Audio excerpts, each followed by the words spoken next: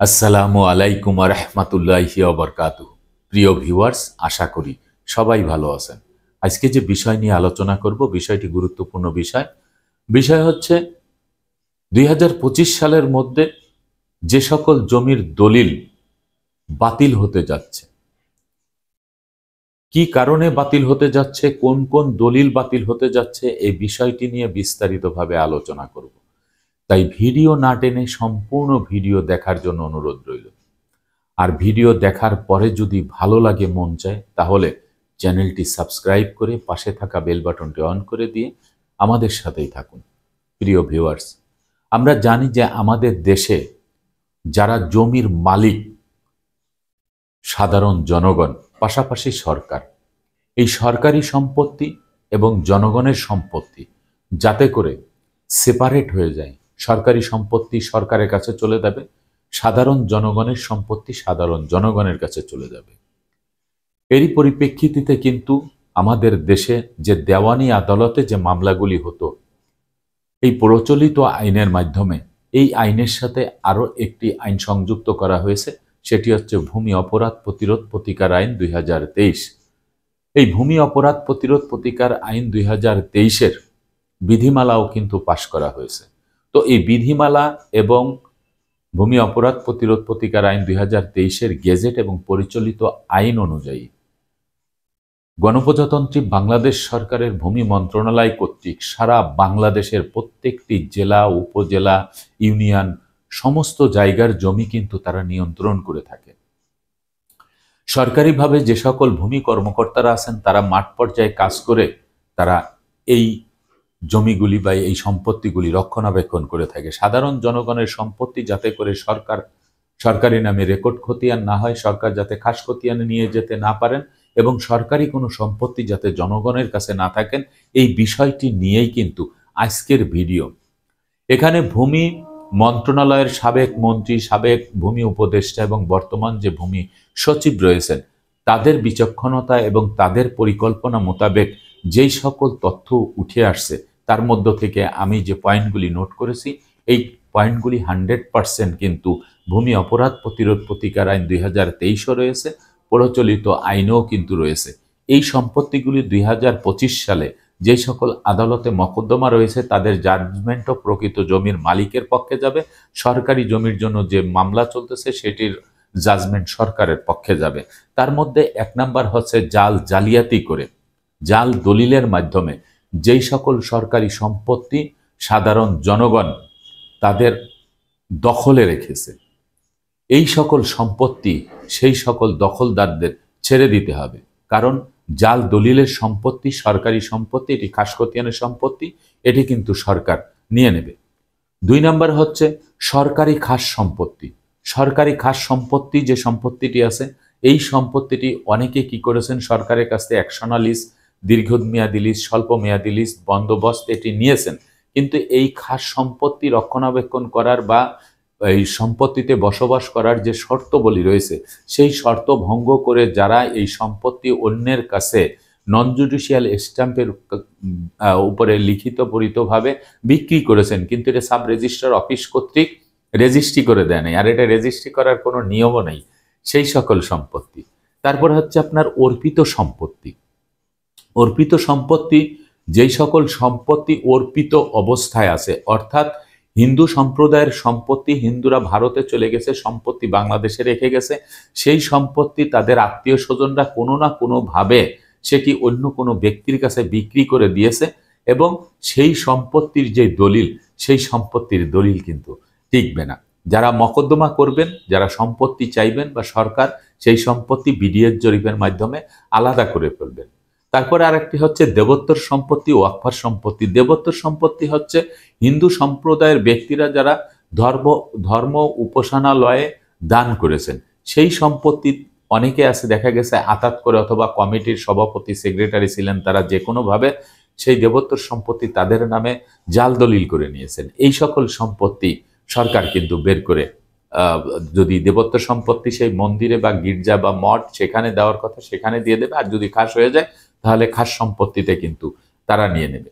তারপরে আর একটি বিষয় হচ্ছে, যারা সম্পত্তি প্রাপ্তির থেকে বেশি সম্পত্তি বিক্রি করে দিয়েছে, প্রাপ্তির থেকে বেশি সম্পত্তি বিক্রি করে দেওয়ার অর্থ হচ্ছে আপনি আপনার সম্পত্তির মালিকানা আপনি ধরেন 20%, কিন্তু আপনি সম্পত্তি আতাত করে হোক তঞ্চকতা করে হোক আপনি 30% সম্পত্তি বিক্রি করে দিয়েছেন।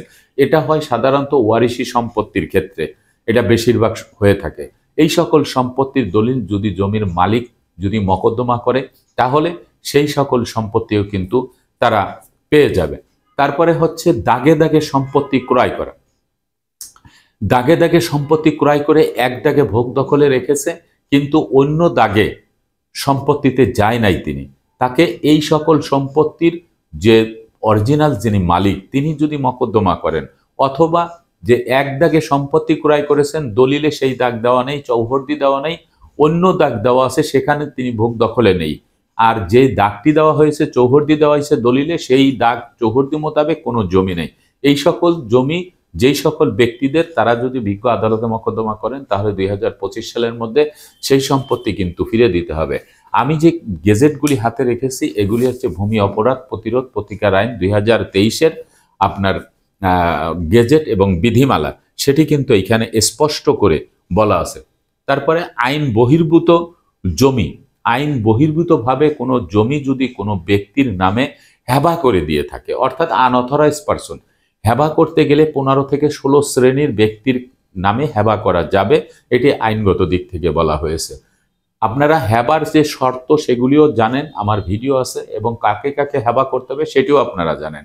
কিন্তু এই হেবা যাদের করার কথা, যারা হেবা গ্রহণ করার কথা, অথরাইজড পারসন যাদের অধিকার আছে, তারা না করে গ্রামের কোনো ব্যক্তির নামে হেবা করে দেওয়া হয়েছে সরকারি যে সার্ভিস চার্জ সেটিকে মৌকুব করার জন্য, সরকারকে ফাঁকি দেওয়ার জন্য। সেই সকল হেবা দলিলের এগেনস্টে যদি জমির প্রকৃত মালিক অথবা তার আত্মীয় স্বজন তারা যদি মকদ্দমা করেন তাহলে সেই দলিলও কিন্তু বাতিল হয়ে যাবে, এমনটি কিন্তু বলা হয়েছে।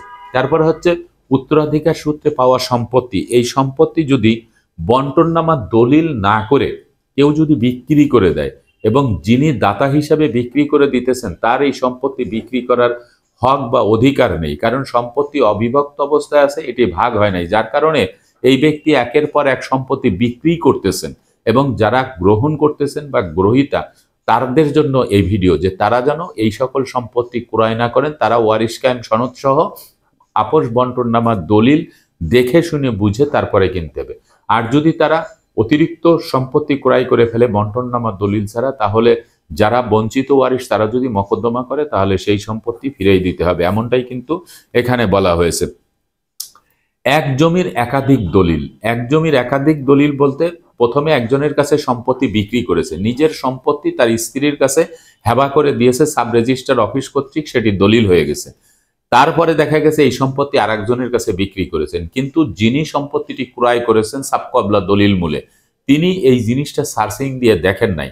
2 বছর 3 বছর পরে দেখা গেছে যে যিনি তার স্ত্রী হেবা দলিল মূলে এই সম্পত্তি দাবি করেছেন এবং তিনি বিজ্ঞ আদালতে মকদ্দমা করেছেন, তাহলে ওই যে দলিল পরবর্তীতে সাবকবলা দলিল ওটি কিন্তু টিকবে না, যদি হেবা বৈধ উপায়ে বৈধভাবে সঠিক নিয়মে শর্ত মেনে যদি হয়ে থাকে। আরেকটি বিষয় হচ্ছে একজনের কাছে সম্পত্তি সাবকবলা দলিল করার পরে সেই ব্যক্তি নামজারি করে নাই, দেখা গেছে ভূমি অফিসে সেখানে নামজারির পরিবর্তন হয় নাই বিধায় জমির মালিক তঞ্চকতা করে দ্বিতীয়বার জমি আরেকজনের কাছে বিক্রি করে দিয়েছে। সেই ক্ষেত্রে দ্বিতীয়বার যার কাছে সম্পত্তি বিক্রি করেছে সেই ব্যক্তির দলিলও কিন্তু টিকবে না, কারণ প্রথম তিনি একজনের কাছে সম্পত্তি বিক্রি করেছে এবং তিনি নামজারি না করলেও তিনি সাব রেজিস্ট্রার অফিস কর্তৃক কিন্তু একটি সাবকবলা দলিল নিয়েছে, সেই সম্পত্তির মালিক কিন্তু তিনিই হবেন যখন তিনি নামজারি করে নেবেন, এমনটাই কিন্তু বলা হয়েছে। এখানে আরো একটি পয়েন্ট আসছে, সেটি হচ্ছে যে ওয়ারিশি সম্পত্তি বন্টননামা দলিল ছাড়া আদালতের জাজমেন্ট যদি থাকতে হবে, হয় বন্টননামা দলিল থাকতে হবে, না হলে আদালতের জাজমেন্ট থাকতে হবে, অথবা দাগে দাগে জমি নিতে হবে। কিন্তু এই তিনটা ব্যতীত যদি কোনো ব্যক্তি নিজের হুকুমতে নিজের ক্ষমতা বলে যদি নিজে এককভাবে এক জায়গা থেকে যদি জমি নিয়ে থাকে তাহলে তার জমিও কিন্তু দলিলও কিন্তু বাতিল হবে, যদি সেই বঞ্চিত ওয়ারিশরা যদি মামলা মকদ্দমা করে থাকে। আরেকটি বিষয় হচ্ছে যে পাওয়ার অফ অ্যাটর্নি, আমরা অনেকেই জানি যে পাওয়ার অফ অ্যাটর্নি অনেক সময় দেখা যায় যে জমির প্রকৃত মালিক বাহিরে থাকা অবস্থায় তিনি তার যে কেয়ারটেকার থাকে, তার ভাই থাকুক, বোন থাকুক, বা গ্রামের কোনো পাড়া প্রতিবেশী, আত্মীয় স্বজন, তাদেরকে একটি পাওয়ার দেওয়া হয় যে আমার জমি তিনি বেচা বিক্রি করতে পারবে না, কিন্তু তিনি সেই সম্পত্তির কারেন্ট বিল দিতে পারবে, বিদ্যুৎ বিল দিতে পারবে, পানির বিল দিতে পারবে, দেখাশোনা করতে পারবে, মামলা মকদ্দমা যা কিছু হলে সেটা সে পরিচালনা করতে পারবে। এই ধরনের একটি পাওয়ার অফ অ্যাটর্নি দেওয়া হয় দেখাশোনা করার জন্য। কিন্তু সেই ব্যক্তি যদি সেই পাওয়ার অফ অ্যাটর্নি দিয়ে জমি বিক্রি করে দেয়, তাহলে সেই দলিলও কিন্তু টিকবে না। আবার সময় দেখা যায় যে পাওয়ার অফ অ্যাটর্নি দেওয়ার পরে একজন মারা গেল, যিনি পাওয়ার অফ অ্যাটর্নি নিয়েছিলেন তিনি মারা গেছেন। মারা গেলে সেই পাওয়ার অফ অ্যাটর্নি কিন্তু ক্যান্সেল হয়ে যায়, এই বাতিল হয়ে যায়। কিন্তু তার পরেও সেই পাওয়ার অফ অ্যাটর্নি করে সরাসরি সেই পাওয়ার অ্যাটর্নির বুনিয়াদে পরবর্তীতে তার ওয়ারিশরা এই সম্পত্তি অন্যের কাছে বিক্রি করতেছে এবং অন্য কোনো ব্যক্তি সেই সম্পত্তি ক্রয় করতেছে। হয়তোবা এখন তথ্য প্রযুক্তির জামানায় এটি হচ্ছে না, কিন্তু এখন থেকে 10 বছর, 20 বছর, 25 বছর আগে এগুলি হয়েছে বিধায়ী এই সকল জিনিস গেজেটে আসছে, আপনার বিধিমালায় আসছে। এমনকি আইনি পরিভাষায়ও কিন্তু এই কথা বলা হয়েছে, জমির যথার্থ মালিক যিনি, যার জমি হস্তান্তর করার অধিকার আছে, তিনি প্রকৃত মালিক, তার সকল কাগজপত্র আছে। এই জমির ভিতরে অন্য কোনো ব্যক্তির কোনো সত্ত্ব নেই। এই সকল জমির প্রকৃত মালিক যারা, তাদের সম্পত্তির দলিল টিকবে, তাদের সম্পত্তি দখলে থাকবে, দখলে না থাকলেও সে দখল পুনরুদ্ধার করতে পারবে, সবকিছু ঠিক আছে, তিনি হচ্ছেন জমির প্রকৃত মালিক। এছাড়া যদি কোনো দলিলের ভিতরে, তার দখলের ভিতরে, তার সত্ত্বের ভিতরে কিঞ্চিত পরিমাণ ত্রুটি থাকে, তাহলে সেই সকল সম্পত্তি 100% বাতিল হয়ে যাবে। সরকারি সম্পত্তি সরকার নিয়ে যাবে, জনগণের সম্পত্তি জনগণ নিয়ে যাবে।